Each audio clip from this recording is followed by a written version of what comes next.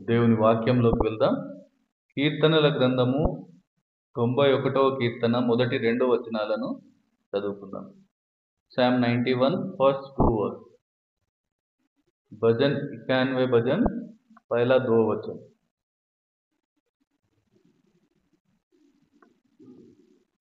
మహోన్నతుని చాటున నివసించువాడే సర్వశక్తుని నీడను విశ్రమించువాడు. ఆయనే నాకు ఆశ్రయం, నా కోట, నేను నమ్ముకొను నా దేవుడని నేను యెహోవాను గూర్చి చెప్పుచున్నాను. దేవుడి వాక్యమును దీవించునుగాక. ప్రియ సంగమా, విశ్వాసులైన ప్రతి ఒక్కరికి ఈ 91వ కీర్తన పరిచయమైన కీర్తన, తెలిసిన కీర్తన, ఎంతో అందరూ ఇష్టపడే కీర్తన.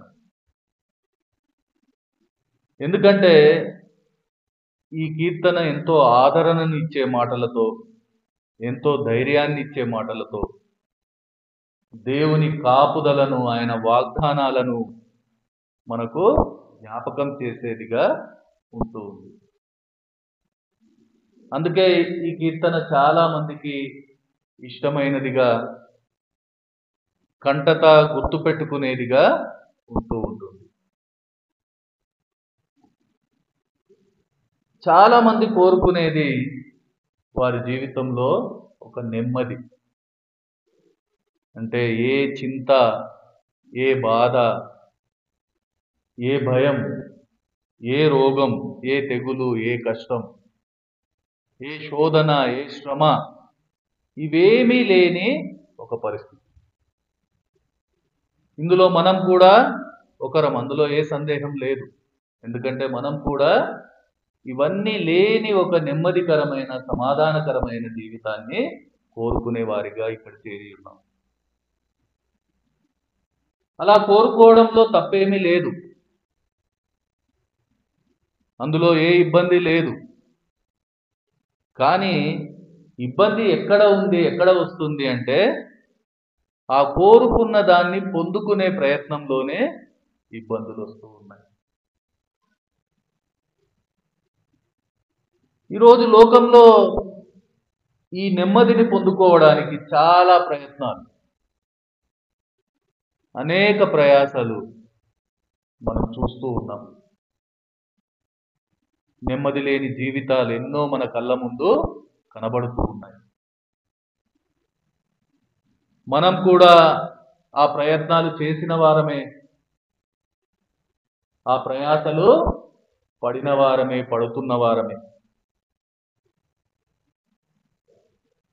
ఇలా చెప్పడం కొంత ఇబ్బందికరంగా మనకు అనిపించవచ్చు, కానీ ఇది నిజం. ఈరోజు కూడా ఆ నెమ్మది కోసం ప్రయత్నాలు చేసే కుటుంబాలు మన మధ్య ఉంటూ ఉన్నాయి. ఆ నెమ్మది కోసం ప్రయాసపడే కుటుంబాలు మనతో ఉంటూ ఉన్నాయి.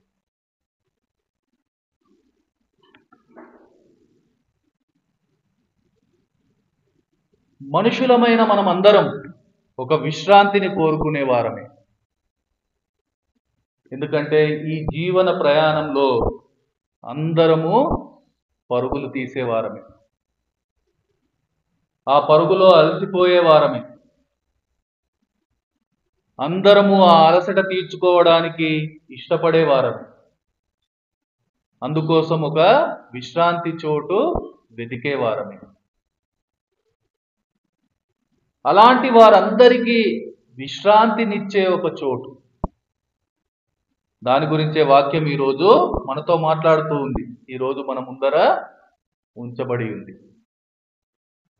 కీర్తనకారుడు తన అనుభవాన్ని మనతో పంచుకుంటూ, ఆ మహోన్నతుడు, సర్వశక్తుడైన దేవుడే తన ఆశ్రయంగా, తన కోటగా, తన కొండగా, తన రక్షణగా, తన నమ్మకాన్ని మనకు చూపిస్తూ, ఆ గొప్ప దేవుని చాటును, ఆయన నీడలో ఉండే పరిస్థితి ఒక నెమ్మదికరమైన స్థితిగా, అదే ఒక నిజమైన విశ్రాంతిగా ఆయన మనకు ఈరోజు చూపిస్తూ ఉన్నారు. ఈరోజు నిజంగా ఆ నెమ్మదిని, ఆ విశ్రాంతిని కోరుకునే మనమందరము ఈ మాటలను అర్థం చేయవలసిన వారమై ఉన్నాం. ఎందుకంటే ఈ లోకంలో ఏ ప్రయత్నము, ఏ ప్రయాస ఆ నెమ్మదిని మనకివ్వలేదు. అది ఈరోజు దేవుని వాక్యంలో మనం చూస్తూ ఉన్నాం. మనకు నెమ్మదినిచ్చేది, మనకు నిజమైన విశ్రాంతినిచ్చేది ఆ సర్వశక్తుని నీడ మాత్రమే. ఈ మాటలను మనం ధ్యానించుకుంటూ దేవుణ్ణి ఆరాధించడానికి సిద్ధపడతాం. సాధారణంగా మనం చాలా ఎండలో శ్రమిస్తూ ఉన్నాము, పనిచేస్తూ ఉన్నాం, అలసిపోతాం. ఇంకా ఎండను భరించలేని పరిస్థితి మనకు వస్తుంది. అప్పుడు ఏం చేస్తాం? ఏదైనా ఒక నీడ కోసం మనం వెతుకుతాం. అది ఒక చెట్టు కావచ్చు, ఒక గూడు కావచ్చు, మరేదైనా కావచ్చు. దాని దగ్గరికి పరుగున వెళ్ళి దాని చెంతలో కొద్దిసేపు అలసట తీర్చుకుంటాం, ఒక స్వాంతన పొందుకుంటాం, మరొకసారి శక్తిని పొందుకొని తిరిగి మళ్ళీ పని చేయడానికి సిద్ధపడతాం. అలాగే మన ఆత్మీయ జీవితంలో కూడా శ్రమలు కావచ్చు, శోధనలు కావచ్చు, భరించలేని పరిస్థితులు కావచ్చు, తట్టుకోలేని పరిస్థితులు కావచ్చు, కృంగిపోయిన పరిస్థితులు కావచ్చు. అలాంటి ఒక పరిస్థితుల్లో మనకొక నీడ అవసరం. ఆ అలసటకు తీర్చుకొనడానికి, ఆ నెమ్మది నొందుకోవడానికి, తిరిగి మన ప్రయాణం కొనసాగించడానికి, శక్తిని పొందడానికి ఒక నీడ అవసరం. అదే సర్వశక్తుని నీడ. సర్వశక్తుని నీడ అనే మాట ప్రభు యేసు యొక్క శ్రేష్టమైన కాపుదలను, ఆయన ఇచ్చే భద్రతను మనకు ఈరోజు గుర్తు చేస్తూ ఉంది. మండుటెండల్ లాంటి శ్రమలు, కష్టాల ద్వారా అలసిపోయిన వారికి నీడనిచ్చేవాడు ఆయనే. అలసట తీర్చువాడు, ఆదరణ ఇచ్చువాడు ఆయనే. అందుకనే కీర్తనాకారుడు ఆయనను ఆశ్రయదుర్గమని పిలుస్తూ ఉన్నాడు. వాక్యం ఈరోజు మనతోనే మాట్లాడుతూ ఉంది. హోషేయ 13:5 మనం చూడగలిగితే, హోషేయ 13:5, మహా ఎండకు కాలిన అరణ్యంలో నిన్ను స్నేహించిన వాడను నేనే. దేవుడు వాక్యం ద్వారా మనతోనే మాట్లాడుతూ ఉన్నాడు. నీ జీవితంలో శ్రమలు కావచ్చు, శోధనలు కావచ్చు, అలాంటి ఒక మహా ఎండకు కాలి అలసి సొలసిన ప్రతి పరిస్థితుల్లో నిన్ను స్నేహించేవాడను నేనే అని మాట్లాడుతూ ఉన్నాను.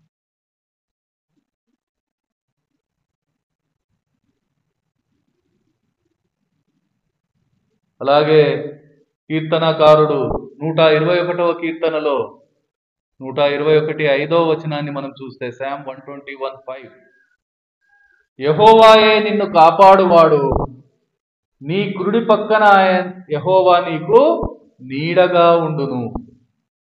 మనల్ని కాపాడేవాడు ప్రభు యేసు ఒక్కరే.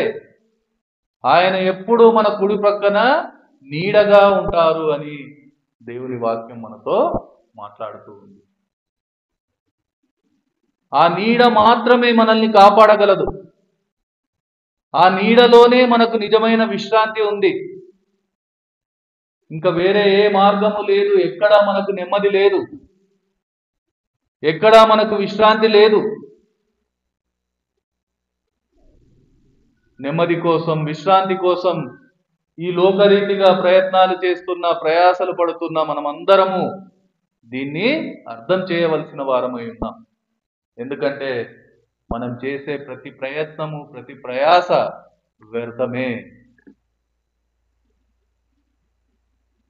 అందుకే ఆ నీడ ఎలాంటిది, ఆ నీడలో మనం ఏమేమి పొందుకుంటాం, ఆ నీడలో ఎలా సేద తీరుతాం, ఆ నీడ ఎలా మనకు విశ్రాంతినిస్తుంది అనేది ఈరోజు మనము వాక్యం ద్వారా ఇంకా లోతుగా చూడడానికి ఇష్టపడదాం.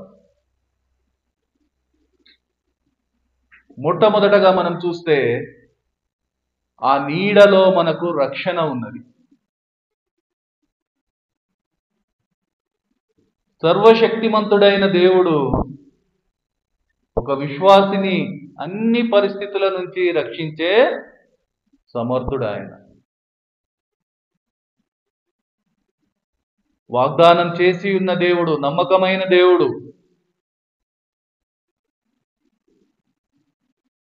ఆయన్ను నమ్ముకున్న వారికి ఆయన ఇచ్చే భద్రత ఎంత సురక్షితం మనము ఈరోజు అర్థం చేయవలసిన అవసరం ఉంది.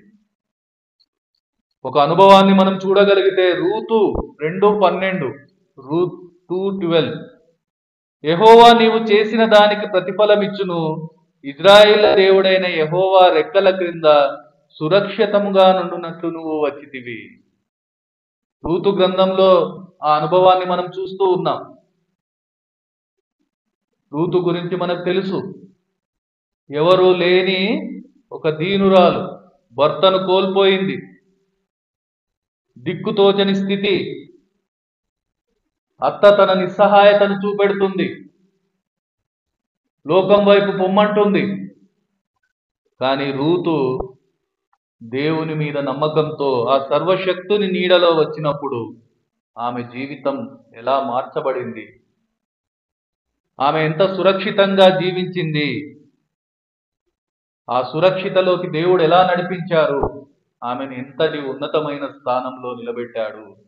ఇవన్నీ మనకు పరిచితమైన మాటలే.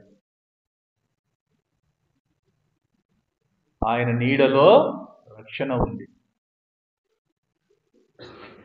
అలాగే ఆయన నీడలో మనకు స్వస్థత ఉన్నది.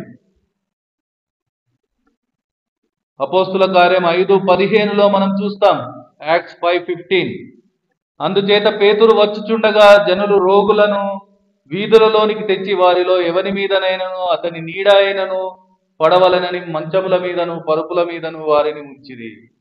నిజానికి మనం అక్కడ చూస్తే పేతురుకు గాని ఆ అపోస్తులకు ఎవరికి గాని అంత శక్తి లేదు.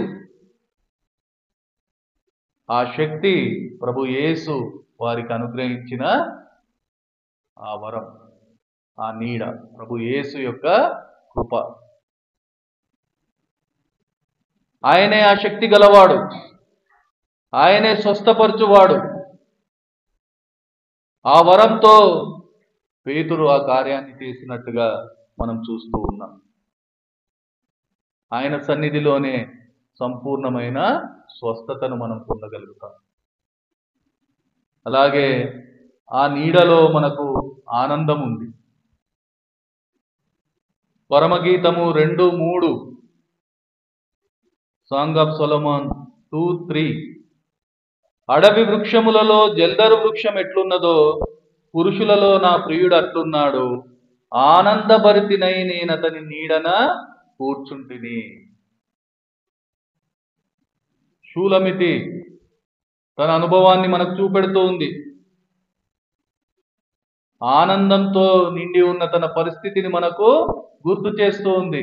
ఎక్కడ ఆమె ఆనందంతో ఉంది అంటే ఆయన నీడలో, తన ప్రియుని నీడలో. ఈ లోకంలో అనేక వృక్షాలు ఉండవచ్చు, అవి కూడా నీడనియ్యవచ్చు. కానీ ఇక్కడ ఆ అడవి, ఈ లోకంలో ఉండే అన్ని వృక్షాలు ఒకరోజు వాడిపోవచ్చు. కానీ జల్దరు వృక్షంతో పోల్చబడిన దేవుని నీడ ఏ రోజు అది వాడిపోదు, మనల్ని వీడిపోదు. ఆయన నీడ శాశ్వతమైనది, ఆయన నీడ సురక్షితమైనది, ఆయన నీడ ఆనందాన్ని ఇచ్చేది.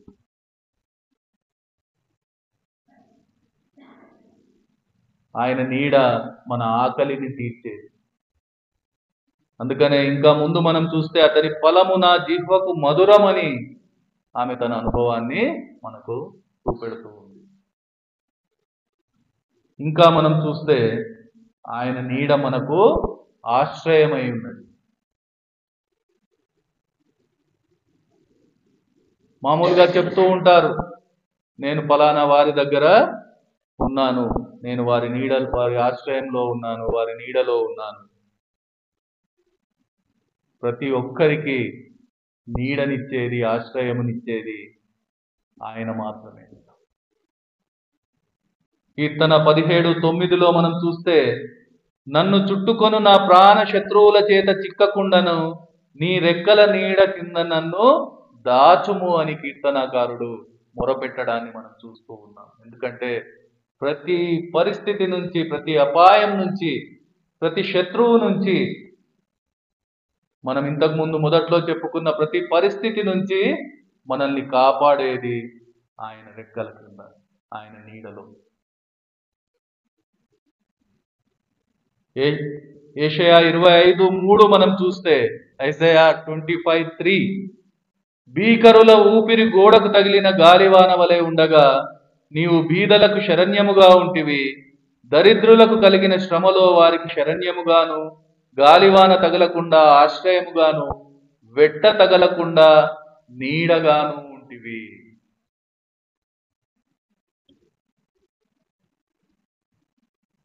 ఈనాడు ఈ లోకం మనకు అలసట పుట్టించే పరిస్థితి ఉంది.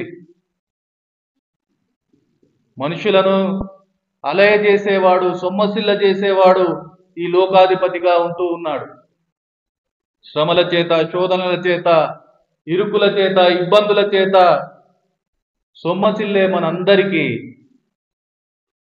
ఒక ఆశ్రయంగా, ఒక నీడగా ఆయనే ఈరోజు మనతో ఉంటూ ఉన్నారు. అలాగే ఆయన నీడలో ఆశీర్వాదం ఉంది. హోషేయ 14:7, హోషేయ 14:7, అతని నీడ యందు నివసించు వారు మరలి వత్తురు, ధాన్యము వలె వారు తిరిగి మొలుతురు, ద్రాక్ష చెట్టు వలె వారు వికసింతురు, లెబనోను ద్రాక్ష రసము వాసన వలె వారు పరిమళింతురు. దేవుని నీడలో మనము ఫలించే వారిగా ఉంటూ ఉన్నాం. మనం ఫలవంతం కావడానికి మూలాధారం ఆయనే. ఆయనను నమ్ముకొని ఆయన చెంత చేరితే ఆయన నీడనివ్వడమే కాకుండా మనలను ఫలింపజేసి ఆశీర్వదించే వారిగా ఆయన ఉంటూ ఉన్నారు. ఆ నీడలో మనకు ఆశీర్వాదం ఉంది.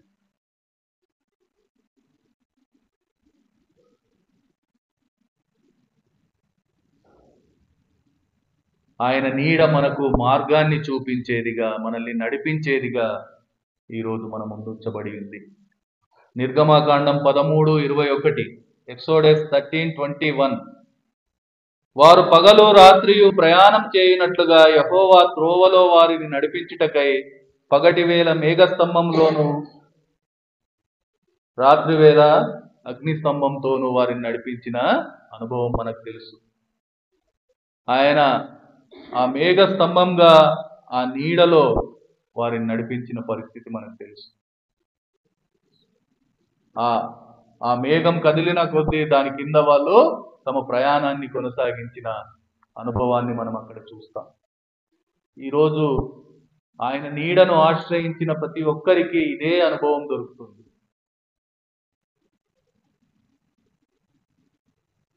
అలాగే ఆయన నీడలో అద్భుతములు ఉన్నాయి.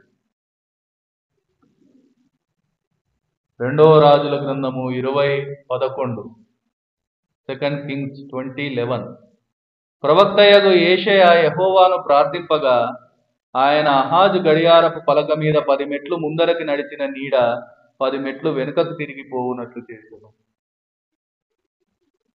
సృష్టిలో ఒక గొప్ప అద్భుతం మనం అక్కడ చూస్తూ ఉన్నాం. దేవుడు సృష్టించిన సృష్టిని తిరిగి వెనుకకు మరలించిన పరిస్థితి. ప్రవక్త యెహోవాను ప్రార్థించగా అహాజు రాజు చేయించిన నీడ గడియారం ముందుకు పోయిన నీడ ఆ ప్రకృతికి విరుద్ధంగా 10 మెట్లు వెనుకకు పోయేలా దేవుడు చేసిన అద్భుత కార్యం మనం చూస్తూ ఉన్నాం. ఆయన నీడలో ఉన్నవారి ప్రతి జీవితంలో అలాంటి అద్భుతాలు ఆయన చేయడానికి ఇష్టపడుతూ ఉన్నారు. అందుకనే ఆయన అద్భుతకరుడు అని పిలువబడుతూ ఉన్నారు. ప్రియ సంగమా, ఈరోజు మనం చూస్తూ ఉన్నాం ఆయన నీడ ఎలాంటిది, ఆయన నీడలో ఏమేమి ఉన్నాయి, ఆయన నీడలో ఏ ఏ మేళ్ళు మనం అనుభవిస్తాం. ఆ సర్వోన్నతుడైన దేవుని నీడలో రక్షణ, స్వస్థత, ఆనందము, ఆశ్రయము, ఆశీర్వాదము, నడిపింపు, అద్భుతము, నమ్మకము, సమస్తము ఆయన నీడలో ఉన్న పరిస్థితిని మనము చూస్తూ ఉన్నాం. ఆ నీడ మనకెంత అవసరం అనేది అర్థం చేస్తూ ఉన్నాం.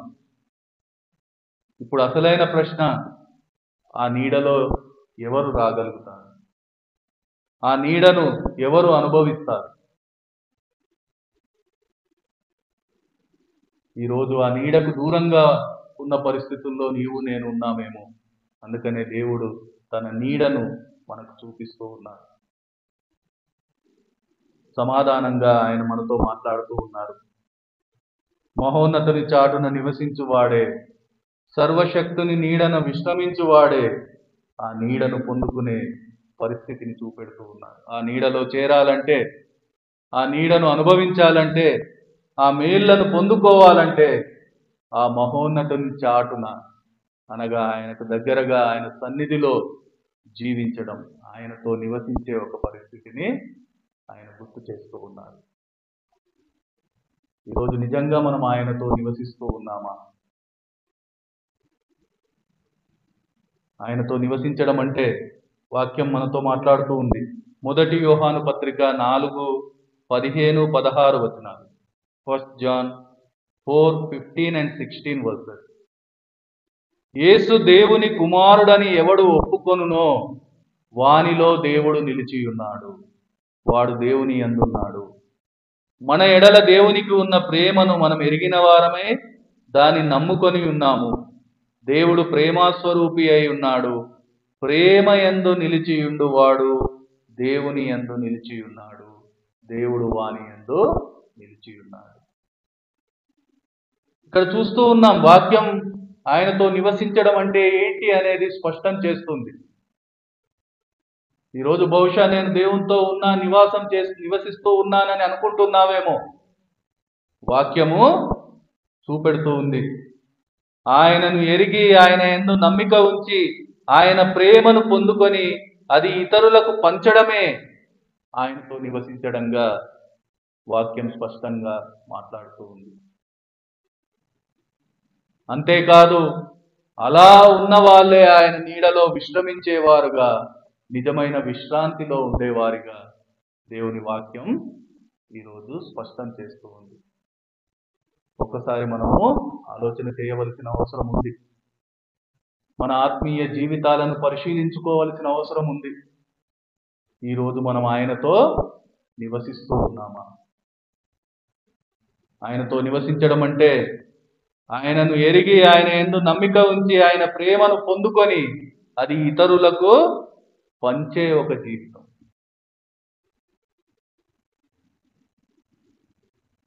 ఆ జీవితమే నిజమైన విశ్రాంతిలోకి మనల్ని తీసుకెళ్తుంది, ఆయన నీడలోకి మనల్ని నడిపిస్తూ.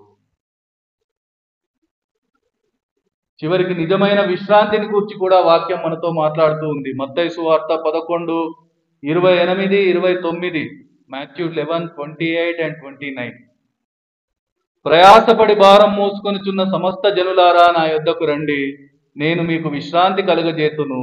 నేను సాత్వికుడను దీన మనస్సు గలవాడను కనుక మీ మీద నా కాడి ఎత్తుకొని నా యొద్ద నేర్చుకొనుడి, అప్పుడు మీ ప్రాణములకు విశ్రాంతి దొరుకును.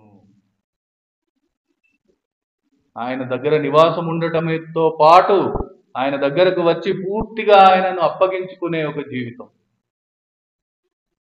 అలాగే ఆయన ఆజ్ఞానుసారం జీవించే ఒక జీవితం, అది మాత్రమే ఆయన నీడలోకి రాగలుగుతుంది. ఆ జీవితం మాత్రమే నిజమైన విశ్రాంతిని అనుభవిస్తుంది. ఈరోజు ఆ నిజమైన విశ్రాంతిని కోరుకునే మనం అందరం, ప్రతి ఒక్కరం ఆలోచన చేయవలసిన వారమై ఉన్నాం. మన ఆత్మీయ జీవితాన్ని మనం ఎలా గడుపుతూ ఉన్నాం? ఏదో అలవాటుగా, ఆచారంగా నడిస్తే సరిపోదు సంగమా. ఏ రోజు ఆయన నీడలోకి మనము రాలేము. ఆయన ఎరిగి ఉన్నామని చెప్పుకుంటూ, ఆయన ప్రేమను పొందుకుంటూ, ఆ ప్రేమను ఇతరులకు పంచలేని జీవితం ఏ రోజు ఆయన నీడను అనుభవించదు. ఆయన ఎరిగి ఉన్నామని చెప్పుకుంటూ, ఆయన ఆజ్ఞలను పొందుకొని ఆ ఆజ్ఞల ప్రకారం నడవని, ఆయన ఇచ్చిన బాధ్యతలను మోయని జీవితం ఏ రోజు ఆయన విశ్రాంతిలో ప్రవేశించడు. ఈ మాటలను అర్థం చేస్తూ, ఆ మహోన్నతుని చాటున నివసిస్తూ, ఆ సర్వశక్తుని నీడన విశ్రమించే వారిగా ఉండాల్సిన అవసరాన్ని ఈరోజు వాక్యం మనకు గుర్తు చేస్తూ ఉంది. ఆ అవసరం కోసం మనం ప్రార్థన చేసుకుందాం. మన ప్రతి అవసరాన్ని తీర్చగలిగే ఆ మహోన్నతుడైన దేవుని ఆరాధన చేసుకుందాం.